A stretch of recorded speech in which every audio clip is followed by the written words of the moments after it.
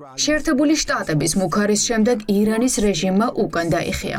სიკვდილით დასჯა არ იქნება, ეს არის თეირანის ოფიციალური პასუხი. ამის შემდეგ იყო ტრამპის ბოლო პოსტი სოციალურ ქსელში, სადაც დაწერა, რომ ხალხი სიკვდილით დასჯის საფრთხე აღარ არსებობს. ირანის სახელმწიფო ტელევიზია იუწყება, რომ სიკვდილით დასჯა არ აქვს მისჯილი არც ანტისამთავრობო დემონსტრაციებზე დაკავებულ 26 წლის ერფან სულტანის. დღესახვალ ჩამოხრჩობა არ იგეგმება. შემიძლია დარწმუნებით გითხრათ, რომ ჩამოხრჩობის არანაირი გეგმა არ არსებობს. ვიდრე აიათოლას რეჟიმი უკან დაიხევდა, ისინი შტატებისგან დაბომბვას ელოდებოდნენ. ღამით ირანმა საჰაერო სივრცე ჩაკეტა.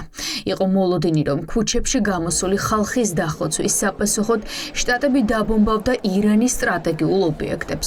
Fox News-თან ინტერვიუში ირანის პირველმა დიპლომატმა თქვა, რომ სიკვდილით დასჯა არ იქნება, თუმცა მკაცრი სასჯელი დაემუქრება ყველას, ვინც ქუჩის მიტინგზე გამოვიდა.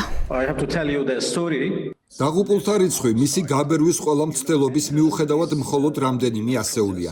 ზუსტი რიცხვი ძალიან მალე, შესაძლოა დღეს საღამოს გამოცხადდეს. ეს ციფრები გაზვიადებულია. ეს არის დეზინფორმაციის კამპანია, რომელიც მხოლოდ ირანის წინააღმდეგ შემდგომი აგრესიის საბაბის მოსაძებნად არის შექმნილი.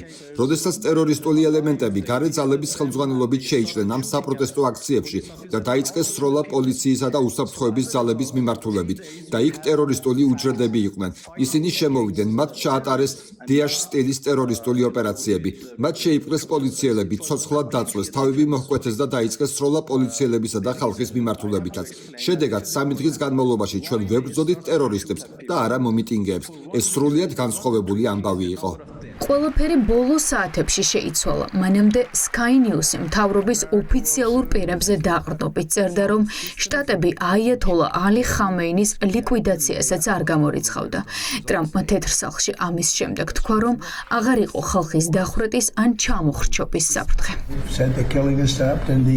ჩვენ გვაცნობეს და საკმაოდ მკაფიოდ, თუმცა ჯერ უნახავთ, რას ნიშნავს ეს ყველაფერი. მაგრამ გვითხრეს, რომ ირანში მკვლელობები ჩერდება და სიკვდილით დასჯა არ იგეგმება. ეს სანდო წყაროდან მითხრეს. ბევრი ადამიანი საუბრობდა ბოლო რამდენიმე დღის განმავლობაში, რომ დღეს იქნებოდა სიკვდილით დასჯის დღე. ეს თუ მოხდება, ყველანი ძალიან გაუბრაზდებით. რა პასუხისმგებლობა დაეკისრება ირანის მოქმედ რეჟიმს არაერთი მშვიდობიანი მომიტინგის მკვლელობაზე. სხვადასხვა წყაროების მონაცემებით ირანში აქციების დროს სპეციალურმა ძალებმა ასობით მშვიდობიანი მომიტინგე ჩაცხრილეს.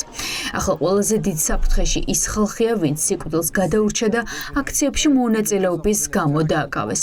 მათ ირანის მთავარი მოსამართლე ემუქრება. ის ინდივიდები, რომლებიც ქუჩებში თავებს ჭრიდნენ ან წვავდნენ ადამიანებს, უმოკლეს ვადაში წარსდგებიან სასამართლოს წინაშე და დაისჯებიან. ჩვენ ძალიან სწრაფად უნდა ვიმოქმედოთ თუ რამის გაკეთება გვინდა, რადგან თუ 2 ან 3 თვე მაინც დაველოდებით, შესაძლოა ამას არანაირი ეფექტი აღარ ჰქონდეს.